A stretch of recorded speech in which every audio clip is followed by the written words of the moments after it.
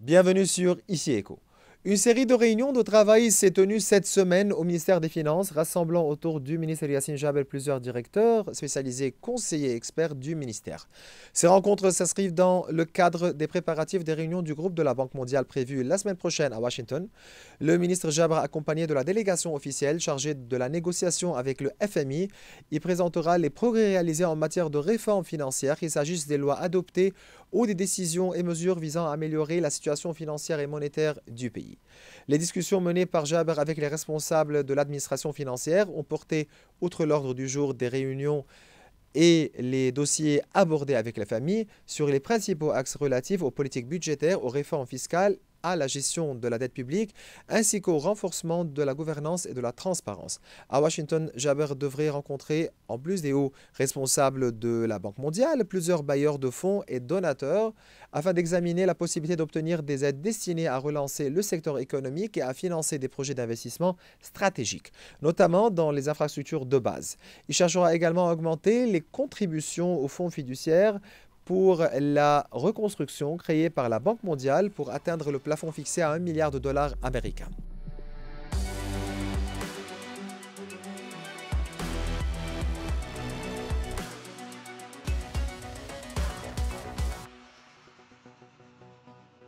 Durant cet épisode, nous aborderons les dossiers économiques et financiers dont le plus important est celui du budget 2025 et les pressions exercées par le FMI sur les autorités libanaises, ainsi que la loi du Gap Law, et cela en compagnie du chercheur en économie et en finance, le professeur d'économie à l'université libanaise, professeur Jassim Arja. C'est toujours un plaisir de vous recevoir. Le plaisir est pour moi. Merci de m'avoir invité. La Banque du Liban fonctionne sur la base du maintien des plafonds actuels des circulaires 158 et 166 tant que la loi, ou bien la Gap Law, n'est pas adoptée. Pourquoi? Parce que je pense qu'il n'y a pas de visibilité, si vous voulez. Donc, sans cette loi, il n'y a pas de visibilité. Qu'est-ce que vous voulez que la Banque centrale fasse? Réellement, pratiquement dans la pratique, la Banque centrale, la BDL, n'a du cash qu'à peu près de l'ordre de 11 milliards de dollars. Donc, si elle augmente sans qu'il y ait un horizon assez clair pour la politique gouvernementale, surtout en ce qui concerne je dirais la restructuration, que ce soit du secteur public ou du secteur bancaire, je ne vois pas comment la Banque centrale pourrait, d'une façon ou d'une autre, augmenter les plafonds. Si vous voulez, c'est une sorte de survie. Ce qu'on est en train de faire, on a un réservoir, et dans ce réservoir, on est en train, en fait, de pomper dedans.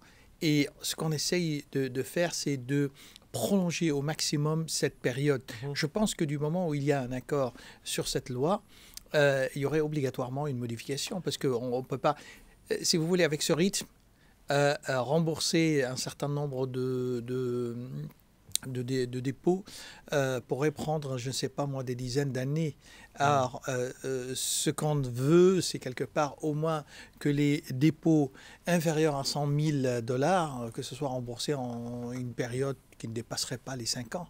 Donc ça, c'est pas possible avec ces plafonds actuels. Mais le ministre des Finances, Yassine Jaber, affirme que la Banque du Liban dispose de la solvabilité nécessaire pour soutenir... Oui, nécessaire pour soutenir le programme de remboursement des dépôts, mais certainement manque de liquidité, précisant que la BDL, les banques et le gouvernement sont partenaires dans ce programme. Alors, bien sûr, je salue donc le ministre, mais je ne suis pas complètement d'accord. Parce que, si vous voulez, il y a un problème de solvabilité. Parce que quand vous parlez d'un gap au niveau des finances, c'est quoi ce gap? Tout le monde en parle, mais personne ne dit ce qu'il est vraiment. Ce gap, ça représente l'écart entre les obligations de la Banque centrale et ses actifs. Donc, puisqu'il y a un gap, comment on pourrait parler qu'il y a les possibilités? Non.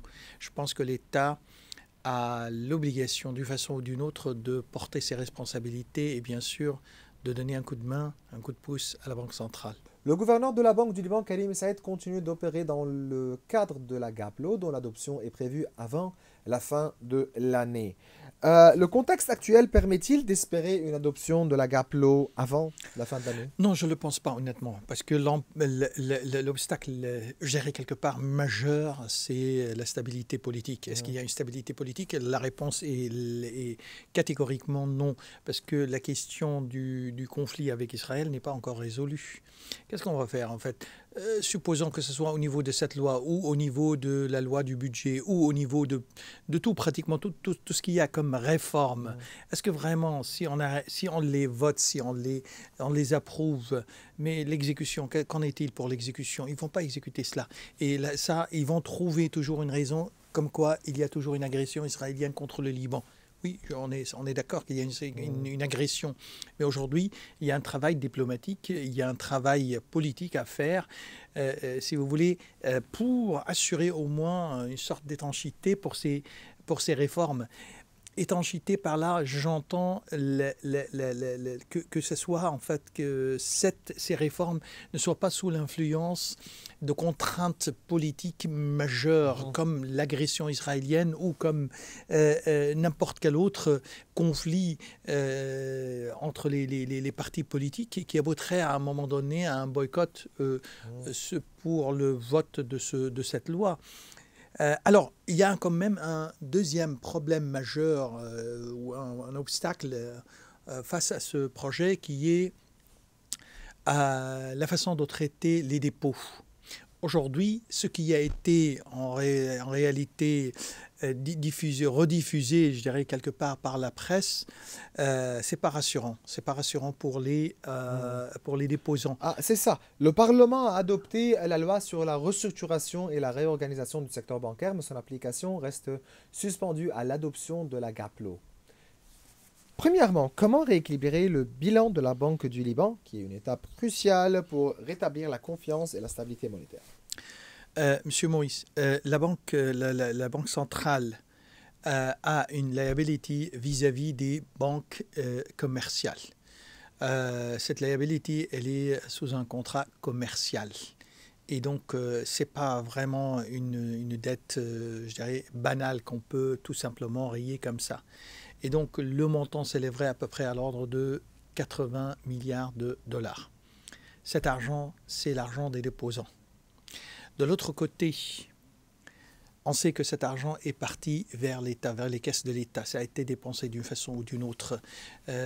On le sait que la dette publique, avant la crise en 2019, c'était au deuxième trimestre, c'était à l'entour de 92 et 96 milliards de dollars. Et donc, c'est que l'argent des... C'est l'argent des déposants. C'est l'argent des déposants. Et on le sait. Et donc, aujourd'hui, si le gouvernement tout simplement annule sa dette vis-à-vis de la Banque centrale, ça veut dire que c'est l'argent des déposants qui est parti en l'air comme ça. Non, je pense que ça serait, comme je l'ai dit à maintes reprises, écoutez-moi bien, même si le gouvernement n'avait pas dépensé cet argent, d'un côté, vous avez l'article 113 dans le code du crédit et de la monnaie, mais aussi, vous avez une autre contrainte, une contrainte morale. En fait, un gouvernement, c'est quelqu'un qui gère le bien commun de tous ses citoyens. Et donc, qu'est-ce que vous êtes en train de faire? Vous êtes en train d'appauvrir votre propre population en niant cela. Alors, il y a un contre-argument, mais j'ai aussi le contre-argument là-dessus. Le contre-argument dit que, bah oui, vous savez, parce que si vous mettez des dettes sur le gouvernement, donc ça va se traduire en impôts. En impôts. Comme on le dit, être repayé par les générations futures. Ouais. Comme on le dit en finance, que la dette d'aujourd'hui, c'est les impôts de demain. Alors, la question qui se pose à ce niveau, oui, d'accord, ça c'est vrai si le gouvernement n'avait pas d'actifs vraiment qu'on pourrait exploiter. Mais aujourd'hui, il y a des actifs. En plus, vous avez, à part tout ce qui est SOI, c'est-à-dire les sociétés dont l'État est propriétaire, comme l'électricité du Liban, comme etc. On peut au moins, on ne veut pas les vendre, on veut tout simplement les exploiter. C'est ça, mais permettez-moi de vous poser cette question. Quel est votre commentaire à propos de la loi sur la régulation bancaire? Alors, c'est une loi, à mon avis, qui n'a rien à voir avec la réalité. Elle est très loin de la réalité, c'est théorique et c'est inspiré par les directives du Fonds monétaire international. Écoutez, alors j'avais fait Une étude? Oui, non, en fait, c'est une sorte de représentation graphique. C'est pas vraiment une étude parce qu'on n'a pas des chiffres. On a ce qu'on appelle des estimations à peu près? Des choses qui ont été en fait reliées par la presse. Relative en fait à la distribution des pertes. Alors vous savez très bien, vous aurez cash 21 milliards sur 83 milliards de dépôts, et donc c'est 25%. En plus, vous avez 32 milliards de dollars qui vont être convertis en bail-in et en obligations émises par la Banque centrale. Présent, non, mais oui, ça c'est on a dit, ce sont des idées qui ont été proposées sur la table. Alors, et ça, dans les meilleurs des cas, ces actions ou ces obligations ne vont pas avoir une valeur de marché supérieure à 20% de la valeur nominale. Donc, globalement, j'ai fait le calcul, ça rendrait en fait aux déposants maximum 30% de ses dépôts. Et ça, c'est inadmissible. Ça, c'est inadmissible. Je pense que l'État à ce niveau est loin vraiment. Elle est sous l'emprise, surtout le gouvernement, il est sous l'emprise du Fonds monétaire international. Le FMI, permettez-moi, semble soutenir un modèle dans lequel l'État est exempté de toute responsabilité pour ses actions passées, transférant la charge de la réforme à la Banque centrale, aux banques commerciales et certainement aux déposants. Or, selon l'article 113 du Code de la monnaie et du crédit, l'État est tenu de compenser tout déficit de la Banque du Liban. Qui paiera le prix de la restructuration et qui financera la relance? Là, aujourd'hui, ça c'est clair, si vous voulez. Donc, il y a, par ordre, je dirais, quelque part, il y a les déposants d'abord qui vont payer d'après ce qui a été dit, et ensuite les banques commerciales, et ensuite le reste. Ça, c'est inadmissible parce que les déposants n'ont rien fait de mal. Je veux bien aller dans le courant du FMI en disant il faut exempter l'État de toute responsabilité, mais à condition qu'il y ait quand même un questionnement devant la justice, qu'on sache exactement où cet argent a été dépensé. On ne peut pas faire, c'est comme si rien n'a été, des gens qui ont perdu des milliards de dollars, donc de dépôts, et puis tout d'un coup, ah ben voilà, c'est fini, vous êtes pardonné. Non, c'est inadmissible ça. Et c'est pour cette raison, ce que je crains qu'il y ait une sorte, et ça je le dis, je suis désolé, je ne parle pas politique, mais en général, je suis obligé de le dire parce qu'il n'y a pas d'autre explication. Une corrélation. Oui, alors je crains que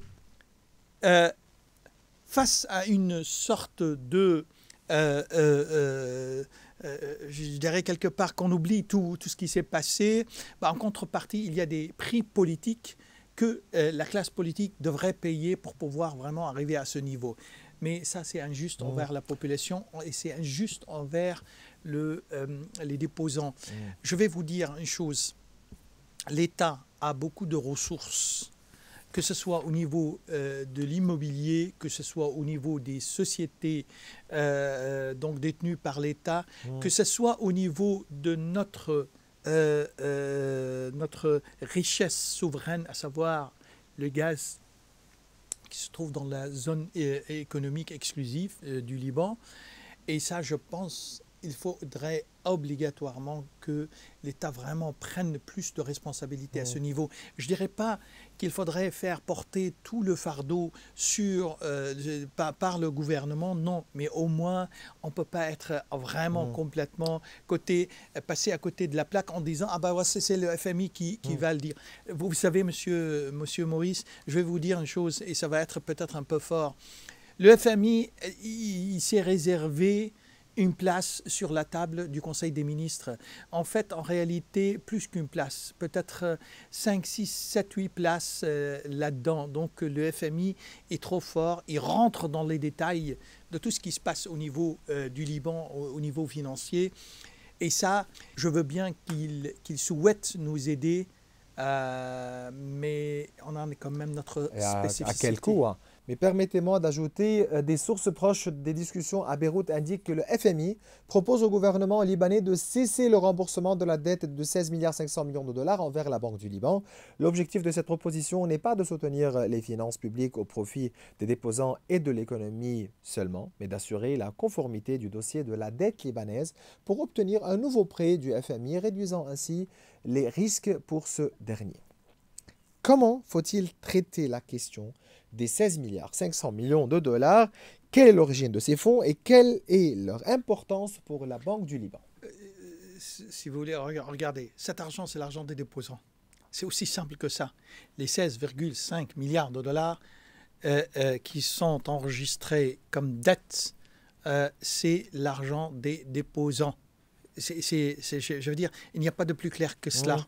La Banque centrale, à l'époque du gouverneur précédent, avait donné des facilités au gouvernement.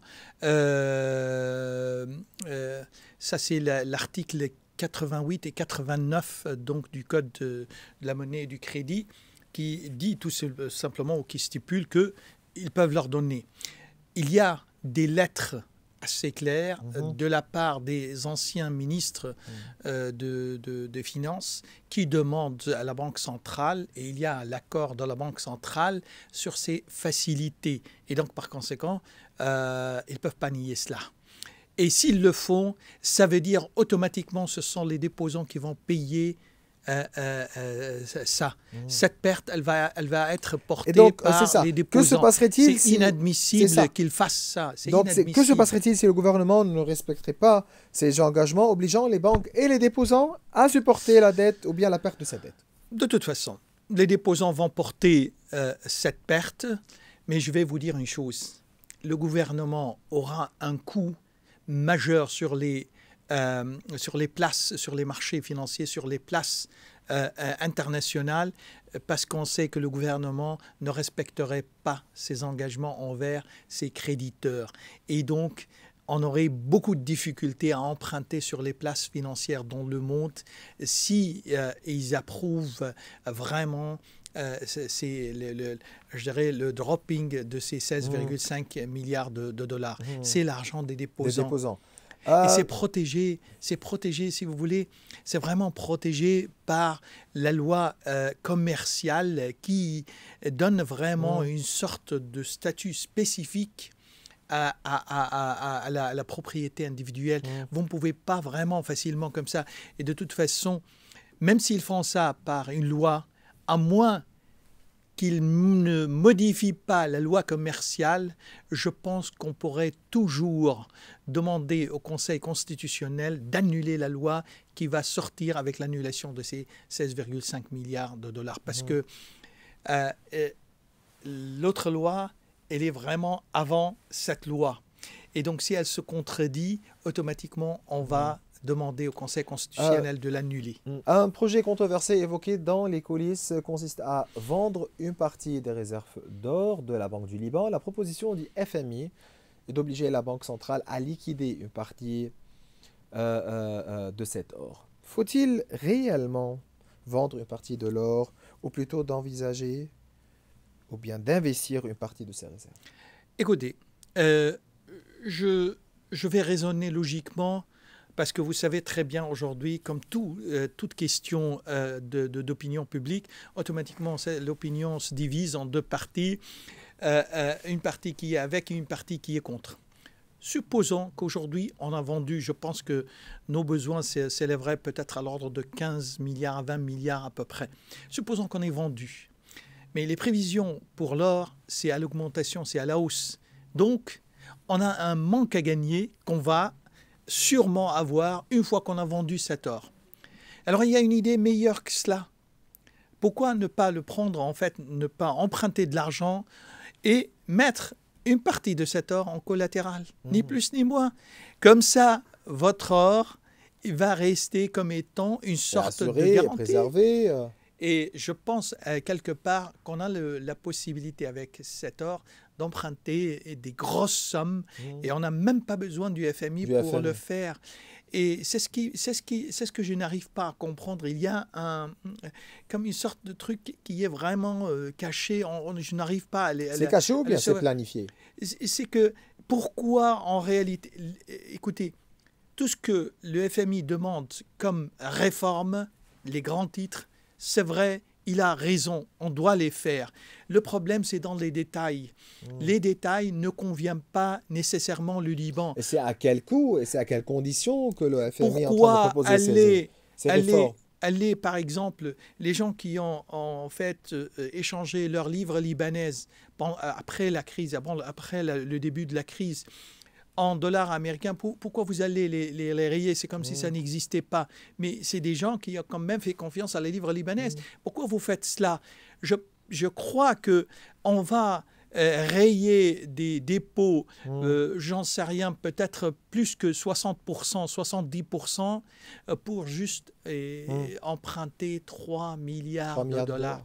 Je crois, ils vous disent, oui, mais n'oubliez pas que le FMI, c'est une étiquette, vous allez pouvoir ensuite emprunter de l'argent ou avoir des investissements des pays du Golfe, ils le considèrent comme etc. un tampon de confiance.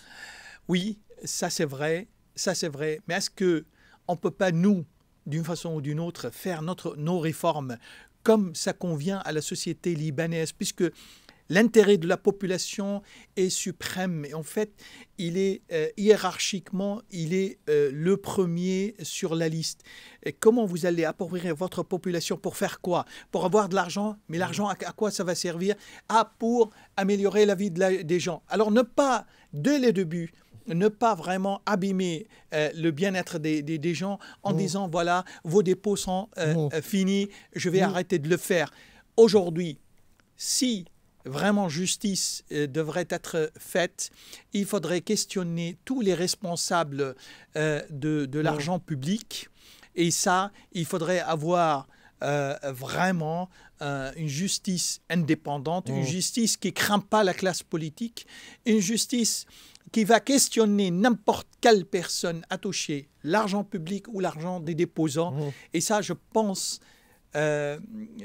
si on fait ça, la confiance reviendrait obligatoirement. Je vais vous dire, il y a dans le marché largement plus que 10 milliards de dollars de cash. Ça, s'il est réinjecté dans les banques, automatiquement, notre crise serait à moitié résolue. Oui. Nous allons passer au dossier du budget de l'année 2026. Le gouvernement a adopté donc le projet du budget pour l'année 2026, estimé à environ 505 milliards 720 millions de livres libanaises, soit environ 5 milliards 650 millions de dollars. Plus de 50% du budget est consacré aux salaires et traitements, ce qui constitue un défi majeur pour le ministère des Finances et la Banque du Liban afin de garantir les liquidités nécessaires, estimées à environ 250 millions de dollars par mois.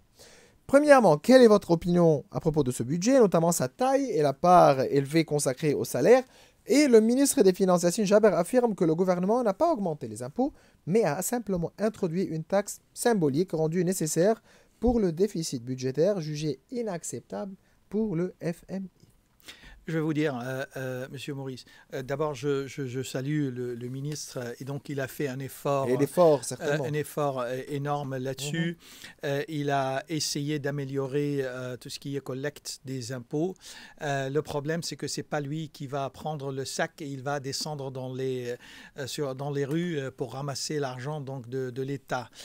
Alors, il a fait vraiment la moitié du travail, mais il y a l'autre moitié qui reste à prouver. Donc, c'est la question, c'est de savoir si le gouvernement est capable de faire la collecte ou non. Ce qui veut dire, et écoutez-moi bien ici, ce qui veut dire que si on n'arrive pas à collecter ce qui est prévu, donc on va avoir un déficit majeur. Alors, ça, c'est un pas extrêmement énorme, mais quand même, il nous manque énormément de choses, des réformes au niveau des revenus et des réformes au niveau des dépenses. Commençons tout d'abord au niveau des revenus.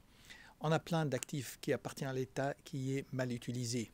Le rapport de la Commission des finances au Parlement en 2019 disait qu'il y avait plus que 90 institutions appartenant à l'État qui étaient sans aucun intérêt économique. On a 450 000 personnes qui touchent de l'argent de la part du ministère des Finances. Et à mon avis, mon estimation simple, c'est que facilement, vous avez plus que 100 000 personnes. C'est des jobs ou des positions qui sont fictives, qui n'ont aucune relation avec la réalité.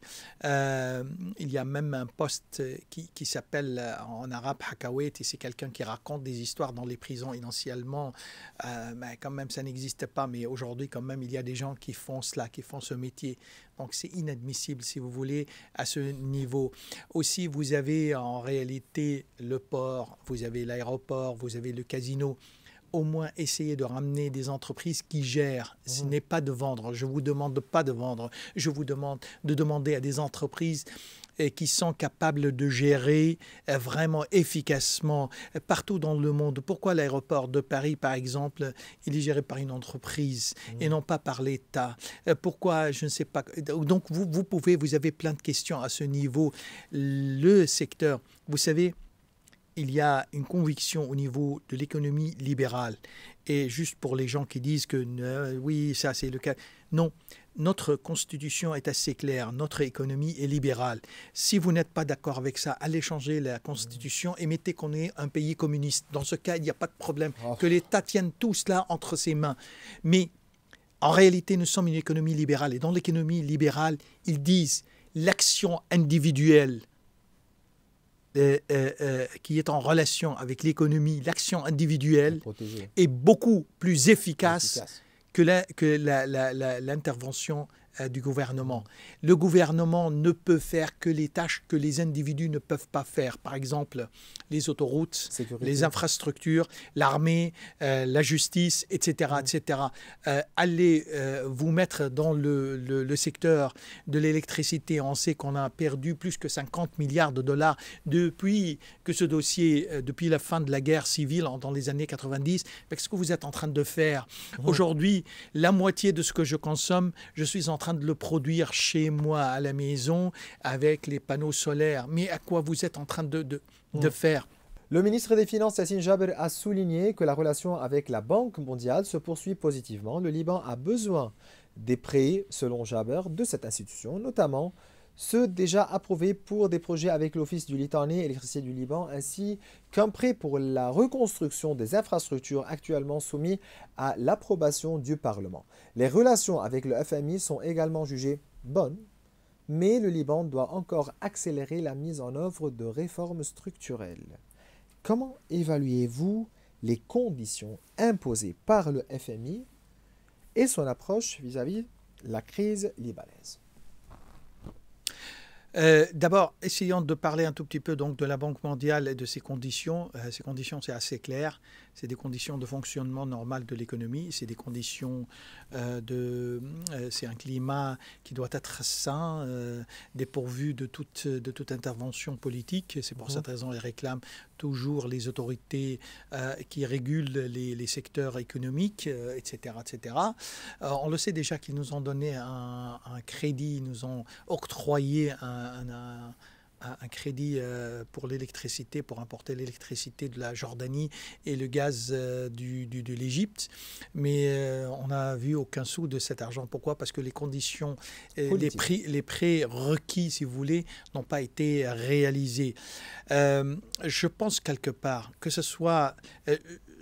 honnêtement, vu l'émission du FMI et vu l'émission de la Banque mondiale, bien entendu, la Banque mondiale est beaucoup plus raisonnable dans ses demandes que le FMI. Le FMI, il utilise une politique un peu, je dirais quelque part, comme une sorte de recette internationale qu'il applique à tous les pays. Voilà, vous faites ça et c'est fini. Vous ne comprenez rien, vous êtes nul, parce que si vous n'étiez pas nul, vous ne serez pas dans cette situation. Donc, taisez-vous et faites ce qu'on vous demande. Voilà, c'est aussi simple que ça. Il y a des critiques assez fortes pour le FMI à ce niveau. Votre système ne peut pas fonctionner exactement comme vous le souhaitez sur tous les pays. Il y a des spécificités pour les pays. Aujourd'hui, si vous détruisez vraiment la richesse des Libanais, surtout les déposants, est-ce que vous savez ce que vous allez faire? Vous allez créer une sorte de colère qui va durer pendant des dizaines d'années et rien, vos 3 milliards de dollars ne vont pas corriger la situation ou vont l'améliorer. Le FMI devrait revoir sa politique. Je pense honnêtement, d'une façon ou d'une autre, en tous les cas, ça c'est mon espoir, qu'il y ait une intervention arabe, surtout de la part de l'Arabie saoudite ou de la part du Qatar ou les Émirats arabes unis, qu'il y ait un investissement qui dépasserait largement ce que le FMI c'est 3 milliards de dollars. Propose. Et dans ce cas, je vous le dis honnêtement, si les Libanais respectent leurs engagements au niveau politique et leurs engagements au niveau économique et financier, à mon sens, notre situation n'est pas désespérée. Bien entendu, elle pourrait être, grâce à la petitesse de notre PIB, elle pourrait être vraiment résolue en rien de temps. C'est toujours un plaisir de vous recevoir, professeur Jassem Rajea. Vous êtes chercheur en économie et en finance et professeur d'économie à l'Université libanaise. Merci, le plaisir est pour moi. Et voilà, mes chers téléspectateurs, nous arrivons à la fin de cette émission. Vous pouvez revoir tous nos épisodes sur nos réseaux sociaux. Au revoir.